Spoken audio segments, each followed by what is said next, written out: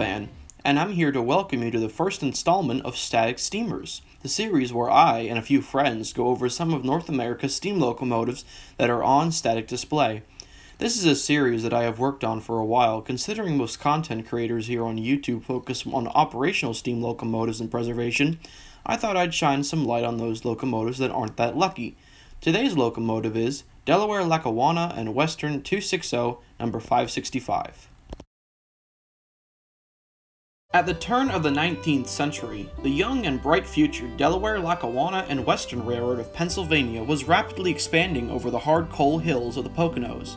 Similar to many railroads of the time, the Lackawanna Railroad gained size by buying up smaller railroads such as the Warren Railroad of New Jersey and merging them into the Lackawanna Empire. As the Lackawanna grew throughout more towns and small communities to access coal mines and industry, the Lackawanna soon found its current mode of power redundant and getting older. By 1903, the Lackawanna had a growing desire for a sturdy, standardized fleet of modern workhorses for its fast freight and passenger services along its newest project, the Lackawanna Cutoff. In 1908, the Lackawanna commissioned the newly formed American Locomotive Company to build several small, yet speedy 260s for mixed services upon the Lackawanna's new cutoff. These new 260s had 63-inch driving wheels and the boiler pressure of 200 psi, a tractive effort of 29,484 pounds, and could hold 10 tons of coal and 6,000 gallons of water in the tender. The American Locomotive Company's Schenectady Works built the DL&W 565 in 1908, along with a group of similar 260s numbered 534 to 569. That the railroad designated as Class 10C moguls. Each locomotive cost the Delaware, Lackawanna, and Western $14,223 US in that day's cash, and were delivered to the DL&W in the same year. 63-inch driving wheels, unusually large for a 260 of the time, made them suited for fast freight operation in the early 1900s. It is also important to note that sometime between 1913 and 1917, the DL&W's Scranton shops converted 565 to a superheated locomotive, improving its efficiency by nearly 30%.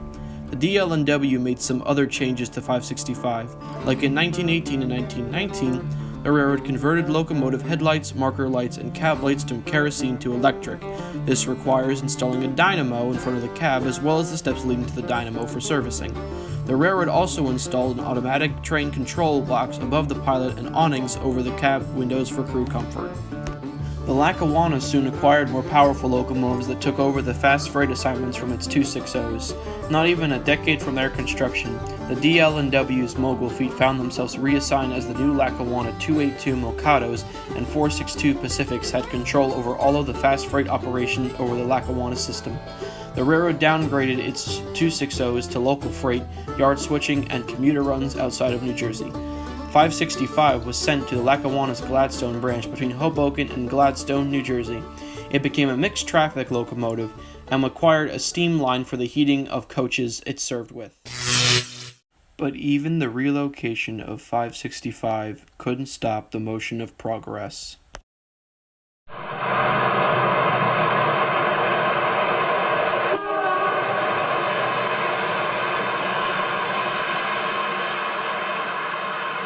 The start of the end for the mogul was in 1929, when the locomotive was only ranking up a quarter of the miles it used to. It was worn out and needed a lot of work from the 2 decades of exhausting service, but the economic depression of 1929 hit the Lackawanna Railroad hard, and there was no reason for financial reasons to rebuild the 565. It continued on small commuter services, but as the Lackawanna converted its New Jersey-based passenger trains to electric EMU sets, it made the 565 redundant like the locomotives it had once replaced only a few years before.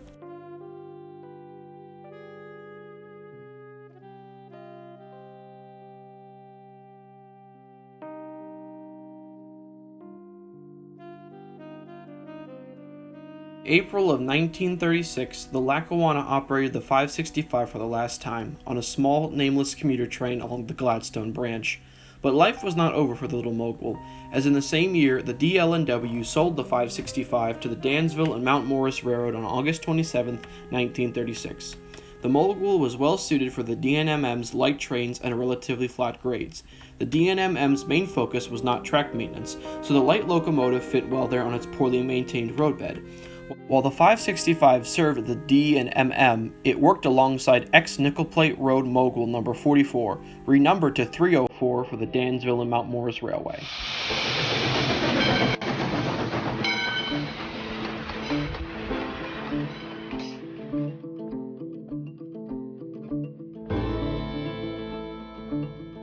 All stationed, the Dansville and Mount Morris Railway installed a new smokebox front on the 565, as well as removing the Lackawanna train control box, marker lights, and awnings.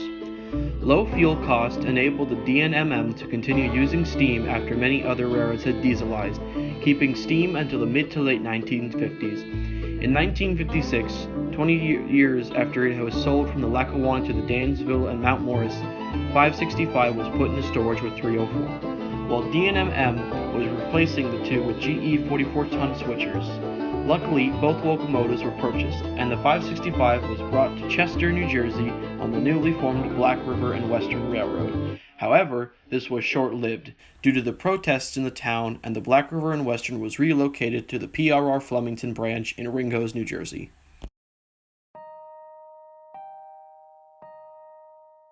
In 1961, the locomotive was acquired by the Black River and Western from private ownership, but during the movement of the BR&W from Chester to Flemington, New Jersey, the 565 and some coaches had to be stored at the Taylor Foundry in Highbridge, New Jersey, before being moved to Flemington in 1963. In 1965, Lackawanna 565 was finally moved to Ringhose, New Jersey. However, the locomotive never saw operation under the Black River and Western again. The 565 was replaced by ex-Great Western 280 number 60, which continues to operate to this day. Number 565 was sold to John Maris of the Morris County Central, who then sold it to Anthony Citro. It's a long story, but in the end, 565 ended up in front of a restaurant in New Jersey.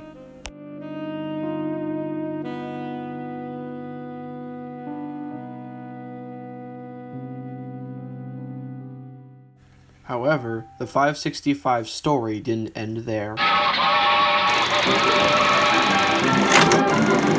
No, this isn't Hollywood. Just around the corner from here, and it's you.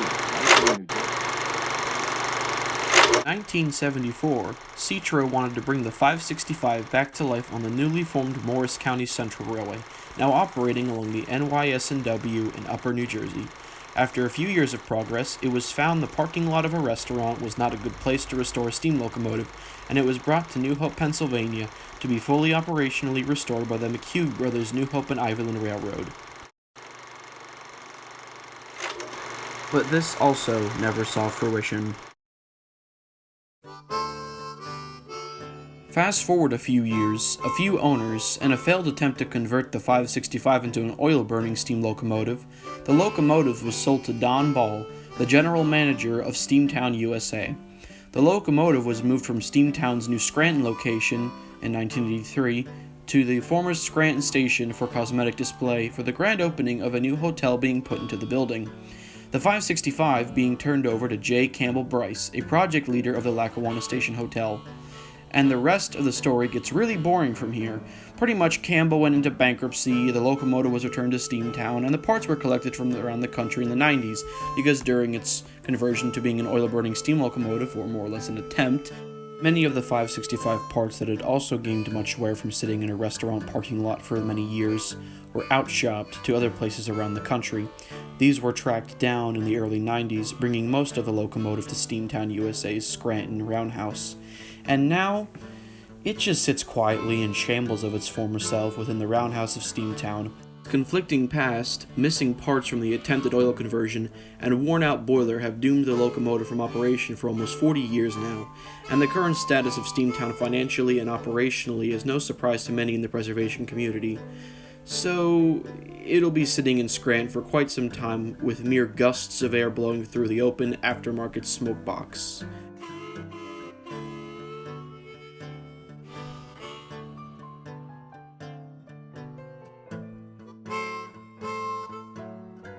Thanks for watching the first episode of Static Steamers. You may be wondering what the next episode will be about, or when it might come out? Well, you can decide that yourself. Simply leave a comment in the description or head over to my Instagram page under the same name and leave what locomotive you want to see next on Static Steamers.